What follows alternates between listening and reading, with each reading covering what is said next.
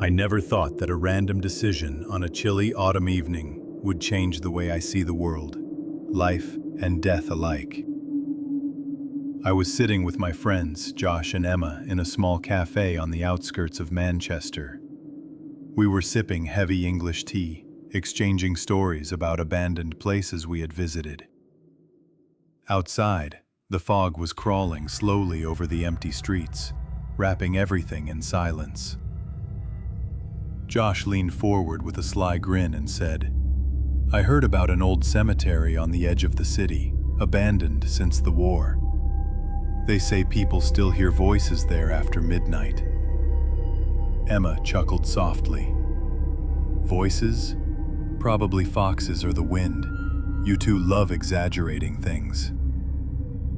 But despite her laugh, something in her tone made me uneasy. Within minutes, we had decided, recklessly, to visit that cemetery that very night. The road there was narrow, surrounded by bare trees that looked like hands reaching toward the sky. The old car cut through the fog like a ship through mist, and the faint music from the radio suddenly stopped, leaving behind an unnatural quiet. When we arrived, there was nothing but a rusty iron gate, its sign too corroded to read. We stepped inside slowly, our flashlights barely cutting through the darkness. The air was thick with the smell of earth and rust, and something else, old, wet, and heavy. I joked, trying to break the silence. "Imagine if someone called our names from the graves." Josh laughed nervously, but his laughter faded quickly as the air seemed to grow heavier, like the cemetery itself was holding its breath. Emma stopped suddenly, her light fixed on something to the right. "Did you see that? Someone, no, a shadow, behind that tree." We turned our flashlights toward the spot. Nothing, only a tilted headstone and dry plants swaying gently in the cold wind. And yet, I could swear I saw something move. A long, fleeting shadow sliding across the ground before vanishing into the dark. The deeper we went, the larger the cemetery seemed.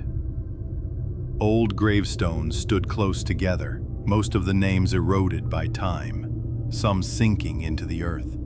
Then, off to one side, we found a small stone door half buried in the ground, an old crypt entrance by the look of it. Josh's eyes lit up. "Let's check it out. Maybe there's a tunnel or something cool down there." I hesitated, but curiosity was stronger than reason. The moment we pulled the door open, the screech of rusted metal echoed through the air. A gust of freezing air hit our faces, carrying with it a foul, decaying smell. A smell that had no place above ground. Our lights revealed a staircase of stone leading down into the dark. We descended slowly. Each step sent a hollow echo through the passage, repeating itself a second too late. The walls were slick with green moss, the air heavy and wet. Suddenly, Emma's flashlight flickered and went out. "My battery's dead," she whispered. "I can't see anything." Josh lifted his light, and its glow reflected off a wall covered in strange carvings. Not letters, but twisting symbols, carved deep as if by trembling hands. We stepped back. That's when we heard it.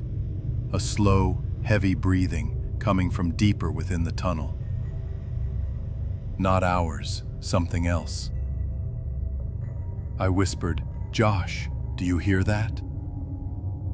He didn't look away from the darkness. "Yeah, but that's not an echo." The air grew colder.